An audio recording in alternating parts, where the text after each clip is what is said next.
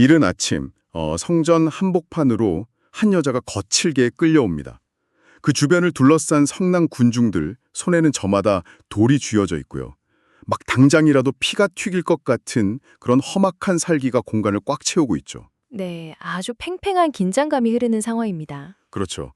그리고 이 군중을 이끄는 지도자들이 아주 평화롭게 가르침을 전하던 한 교사에게 다가가서 날카로운 질문을 딱 던집니다. 모세의 율법은 이런 여자를 돌로 치라 명했는데 당신은 어떻게 하겠소? 단순한 질문 같지만 이게 사실 어떤 대답을 하든 이 교사의 사회적 생명, 어쩌면 실제 목숨까지 끝낼 수 있는 완벽한 사형 선고나 다름없는 덫이었습니다. 그러니까 완벽한 진퇴양난, 그야말로 치명적인 함정을 판 거죠. 네, 여러분 오늘의 깊이 있는 탐구에서는 바로 이 숨막히는 법정 공방이자 팽팽한 심리전의 현장으로 들어갑니다. 오늘 우리가 살펴볼 자료는 고대 문헌인 요한복음 8장입니다. 이 텍스트는 단순한 고대 종교 기록을 훌쩍 뛰어넘습니다. 약간 인간의 본성이라던가 집단 심리의 폭력성, 그리고 무엇보다 고도의 철학적 논쟁이 놀라울 정도로 촘촘하게 압축된 서사거든요. 네, 단순한 이야기가 아니더라고요. 맞아요. 오늘 우리의 목표는 이 기록 속에 얽혀있는 심판, 진리, 자유, 그리고 인간 정체성의 역학관계를 그 이면의 논리까지 하나하나 낱낱이 해부해보는 것입니다. 여러분은 도저히 빠져나갈 수 없는 논리적 함정에 빠졌을 때 어떻게 대처하시나요? 혹은 우리가 진정으로 자유롭다는 건 과연 무엇을 의미할까요? 자, 이제 이 내용을 본격적으로 풀어볼까요? 상황의 심각성부터 짚어봐야 할 것 같은데요. 그 가늠하다 현장에서 잡힌 여자를 끌고 와서 돌로 칠까요 말까요 묻는 이 상황. 이게 왜 그렇게 빠져나갈 수 없는 함정인지 처음에 선뜻 와닿지 않았거든요. 현대의 정치적 공작이나 악의적인 언론의 함정 질문을 떠올려 보시면 쉽습니다. 아, 약간 대답하기 곤란하게 만드는 그런 공격이요? 그렇죠. 당시 시대적 배경을 보면 이게 얼마나 악랄하게 설계된 질문인지 알 수 있어요. 만약 이 교사, 즉 예수가 여자를 돌로 치라고 동의한다면 어떻게 될까요? 당시는 로마 제국의 식민 지배를 받던 시기였잖아요. 유대인들에게는 사형을 집행할 법적 권한이 애초에 없었죠. 아, 사람을 죽일 권한 자체가 없었군요. 맞습니다. 따라서 돌로 치라고 명하는 순간 이는 로마법에 대한 정면 도전이자 반역 행위가 됩니다. 바로 로마 총독부로 끌고 갈 완벽한 정치적 명분이 생기는 것이죠. 게다가 예수가 그동안 대중들에게 보여주었던 자비로운 명성도 산산조각이 나게 되고요. 와, 진짜 악랄하네요. 그럼 반대로 불쌍하니 놓아주자라고 해버리면 어떻게 되나요? 그러면 유대 사회의 근간을 이루는 모세의 율법을 공개적으로 정면 돌파, 아니 부정하는 이단자가 되어버리죠. 종교 지도자들은 율법 파괴자라는 죄록으로 그를 유대 사회에서 영원히 매장해버렸을 겁니다. 진짜 어느 쪽을 택하던 치명적인 파멸이 기다리는 진퇴양난이네요. 분노로 이성을 잃은 군중들이 답을 막 압박해오는 이 피말리는 순간에 예수는 완전히 예상치 못한 행동을 합니다. 당황하거나 목소리를 높여서 반박하는 대신에 조용히 몸을 굽혀서 손가락으로 땅에 무언가를 쓰기 시작하죠. 여기서 매력적인 점은 이게 군중 심리라는 관점에서 볼 때 아주 고도의 심리적 대처라는 겁니다. 땅에 글씨를 쓰는 행위가요? 네, 당시 군중은 아드레날린이 막 솟구치고 집단적인 분노에 취해 있는 상태였잖아요. 이때 만약 같이 언성을 높여 대립했다면 그 폭력적인 에너지는 곧바로 폭발했을 겁니다. 불에 기름을 붓는 꼴이 됐겠네요. 그렇죠. 하지만 대답 대신 몸을 굽혀 바닥에 글을 쓰는 침묵의 행위는 맹렬하게 돌진하던 흥분한 군중의 템포를 강제로 끊어버립니다. 긴장을 완화시키는 탁월한 틈을 만들어낸 것이죠. 흥분한 사람들이 그래도 계속해서 대답을 재촉하자 마침내 예수가 일어나서 입을 엽니다. 너희 중에 죄 없는 자가 먼저 돌로 치라.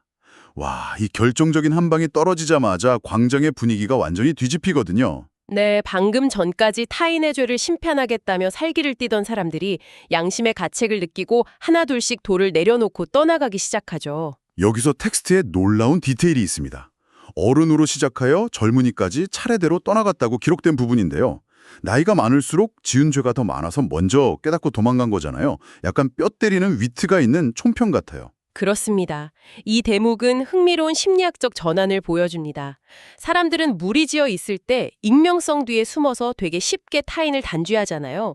하지만 너희 중에 죄 없는 자라는 말은 그들을 무리에서 분리해 철저히 개인의 양심을 마주하게 만들었죠. 결국 광장에는 심판을 외치던 군중도 사라지고 예수와 여자 단 둘만 남게 되네요. 나도 너를 정죄하지 않으니 다시는 죄를 범하지 말라며 정죄가 아니라 회복으로 사건이 마무리됩니다. 네, 아주 드라마틱한 결말이죠. 그런데 이 고요함도 정말 잠시뿐입니다. 물리적인 돌들은 바닥에 떨어졌지만 이제 정체성을 향해 던져지는 말의 돌들, 즉 치열한 논쟁이 날아들기 시작합니다. 행위에 대한 심판에서 정체성에 대한 심판으로 주제가 완전히 넘어가거든요. 이제 2라운드가 시작되는 거죠. 네, 예수가 나는 세상의 빛이다 라고 선언하자마자 바리새인들이 즉각적으로 아주 건조하고 법적인 태클을 걸고 들어옵니다. 네가 너를 위해 증언하니 그 증언은 참되지 않다, 이렇게요. 바리새인들의 이 반박은 유대 율법의 관점에서 보면 아주 타당한 지적이었습니다.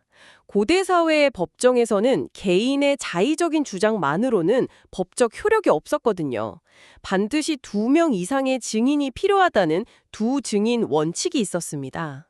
여기서 정말 흥미로워지는 부분은 예수가 이 공격을 어떻게 받아치는지입니다. 예수는 자신이 어디서 오고 어디로 가는지 알기 때문에 자신의 증언도 참되며 더불어 나를 보내신 아버지가 두 번째 증인이 된다고 맞받아치거든요. 유대인들 입장에서는 굉장히 당황스러운 논리 전개죠. 그러니까요. 바리새인들이 네 아버지가 어디 있느냐라고 묻는 대목에서 저는 그들이 철저하게 육체적인, 그러니까 물리적인 차원에서만 상황을 판단하고 있다는 걸 느꼈어요. 물리적 세계관과 초월적 세계관이 정면으로 충돌하는 지점입니다. 두 그룹이 서로 같은 단어를 쓰는데 완전히 다른 주파수로 대화하고 있는 거예요. 여기서 텍스는 아주 흥미로운 팩트를 하나 툭 던져줍니다. 어떤 거죠? 이토록 위험하고 치열한 논쟁이 벌어지는 장소가 다름 아닌 성전의 헌금함 앞이었다는 사실입니다. 성전 내에서도 사람들이 가장 붐비는 중심지였죠. 헌금함 앞이라면 바리새인들의 시선과 권력이 가장 강하게 미치는 곳이잖아요. 맞습니다. 그런데도 아직 그의 때가 이르지 아니하여 아무도 그를 잡지 않았다는 묘한 긴장감을 텍스트가 짚어주고 있습니다. 와, 폭풍의 눈 속에 있는 것 같네요. 이제 대화는 누구인가를 넘어서 어디서 와서 어디로 가는가라는 존재론적인 차원으로 깊어집니다. 그런데 대화의 단절이 갈수록 심각해져요. 소통이 아예 안 되기 시작하죠. 그가 가는 곳에는 너희가 오지 못하리라 하니까 유대인들이 그가 자결하려는가라고 오해하는 장면이 나옵니다. 저는 이걸 보면서 마치 3차원의 존재가 2차원의 존재에게 위, 아래를 설명하는 것과 같은 의사소통의 단절이라고 생각했어요. 플랫랜드의 비유 같은 거군요. 아주 독창적이고 정확한 비유네요. 그러니까 평면 세계에는 위로 솟아오른다는 개념 자체가 없으니까 3차원 존재가 허공으로 떠오르면 그냥 자신들의 세계에서 사라졌다고 인식하잖아요. 예수는 너희는 아래에서 났고 나는 위에서 났다고 선언하는데 유대인들은 스스로 목숨을 끊으려나 보다 라고 완전히 엉뚱하게 받아들이는 거죠. 인식의 차원이 다르다 보니 평행전이 달리는 겁니다. 그리고 이 좁혀지지 않는 차원의 간극 속에서 텍스트의 가장 유명한 구절이자 핵심 주제인 자유에 대한 선언이 등장합니다. 진리를 알지니 진리가 너희를 자유롭게 하리라. 잠깐만요. 저는 여기서 청취자 여러분 입장에서 반론을 제기해보고 싶어요. 유대인들은 이 말을 듣고 우리가 아브라함의 자손이라 남의 종이 된 적이 없다고 엄청 발끈하거든요. 근데 역사적으로 그들은 바벨론, 로마 등 여러 번 지배를 받지 않았나요? 명백히 지배를 받고 있는데 종이 된 적 없다는 건 좀 이상하잖아요. 이것을 더 큰 그림과 연결해보면 아주 흥미롭습니다.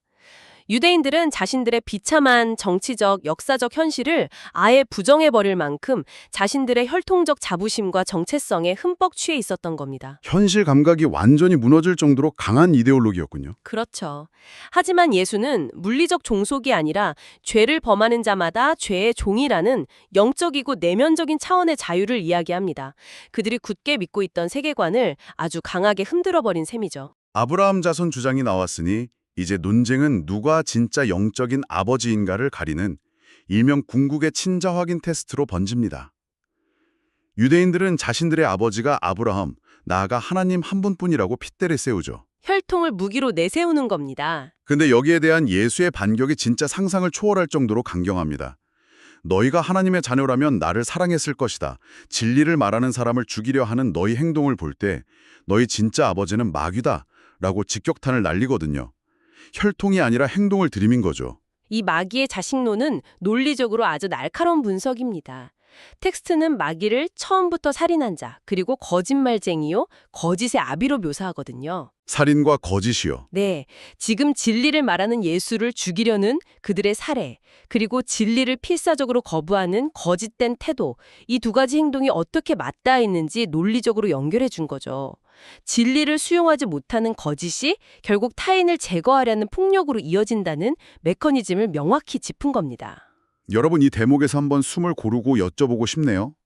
누군가 여러분의 평생의 신념과 정체성을 근본부터 부정한다면 어떤 기분일까요? 진짜 내가 쌓아온 모든 게 부정당하는 느낌이겠죠. 진리를 수용하는 것이 이렇게 심리적으로 엄청난 고통이 따르는 과정이라는 것을 보여줍니다. 그래서 인간은 그런 위협을 마주하면 오히려 그 대상을 파괴하려는 경향을 보입니다. 분노가 극에 달한 유대인들은 이제 이성적인 논박을 완전히 포기해버리죠. 감정적 격돌로 치닫습니다. 네, 유대인들이 완전히 이성을 잃고 원색적으로 비난합니다. 네가 사마리아 사람이다. 귀신 들렸다고 인신공격을 쏟아내거든요. 완벽하게 밑바닥을 드러내는 논리적 항복 선언이죠. 예수는 이런 모욕적인 말에도 아랑곳하지 않고 내 말을 지키면 영원히 죽음을 보지 않으리라고 또 한 번 묵묵히 선언을 합니다. 그러자 바리새인들이 어이없어하면서 묻죠. 아브라함도 죽었고 선지자들도 죽었는데 네가 아브라함보다 크냐? 네가 아직 50세도 못 되었는데 아브라함을 보았느냐? 이 부분은 정말 중요한 질문을 제기합니다. 유대인들은 끊임없이 나이와 시간이라는 물리적 제약의 역설 속에 상대를 가두려고 하거든요. 그런데 여기서 오늘의 가장 결정적인 하이라이트 구절이 등장합니다. 와, 그 질문에 어떻게 대답을 하죠? 예수는 아브라함이 나기 전부터 내가 있느니라 라고 선언합니다. 단순한 나이 자랑이 아닙니다. 잠깐, 내가 있었다가 아니라 내가 있느니라 이렇게 현재형으로 말했네요. 맞습니다. 시간에 얽매이지 않은 영원한 존재로서의 신적 선언임을 짚어낸 것이거든요. 고대 유대 문헌에서 이는 스스로 있는 자, 즉 창조주를 의미하는 거창한 표현입니다. 와, 이건 유대인들 입장에서는 시공간을 초월한 폭탄 선언이자 도저히 용납할 수 없는 신성 모독의 극치였겠네요. 감히 한 인간이 신의 타이틀을 스스로에게 부여한 거니까요. 여러분, 그래서 이 이야기의 문학적 대칭성이 정말 놀랍습니다. 완벽한 서사적 수미 상관이거든요. 오늘의 탐구 시작 부분에서 가늠한 여인을 향해 쥐었던 심판의 돌 기억하시죠? 네, 양심의 가책을 느끼고 바닥에 떨어뜨렸던 그 무거운 돌들이요. 맞습니다. 그런데 이 마지막 절에 이르러서는 그 돌이 다시 등장합니다. 진리를 도저히 감당하지 못하고 예수를 치려는 분노와 배척의 돌로 바뀌어서 다시 사람들의 손에 들려지거든요. 결국 예수가 성전에서 숨어 나가는 것으로 이 숨막히고 긴장감 넘치는 챕터가 끝이 납니다. 심판을 위해 시작되었던 폭력이 결국 진리를 입막음하려는 폭력으로 형태를 바꾼 거죠. 그래서 이 모든 게 무슨 의미일까요? 가늠한 여인의 이야기부터 내가 있느니라라는 영원성의 선언까지 오늘 살펴본 요한복음 8장은 단순한 종교 텍스트를 훌쩍 넘어섰습니다. 진리, 심판, 인간의 정체성에 대한 정말 강력한 심리적, 철학적 드라마였어요. 맞습니다. 우리가 지식을 소화하기 위해 우리의 삶에 한번 적용해 볼 수 있겠습니다. 우리가 확신하던 신념, 유대인들의 아브라함 혈통 같은 것들이 도전을 받을 때 우리는 과연 어떻게 반응하는가를 되묻게 되죠. 네, 그래서 오늘 탐구를 마치며 여러분께 여운을 남기는 도발적인 질문을 하나 던지고 싶습니다.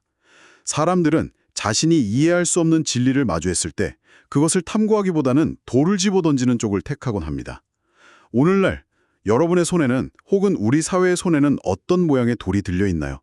진리가 우리를 자유롭게 하기 전에 먼저 우리를 극도로 불편하게 만든다는 사실, 한 번쯤 깊이 생각해 볼 만한 문제가 아닐까요? 네, 정말 우리 사회의 이면을 돌아보게 하는 묵직한 화두네요. 오늘 준비한 깊이 있는 탐구는 여기까지입니다. 여러분, 다음 시간에도 지적 호기심을 자극하는 흥미로운 자료와 함께 돌아오겠습니다. 함께해 주셔서 감사합니다. 감사합니다.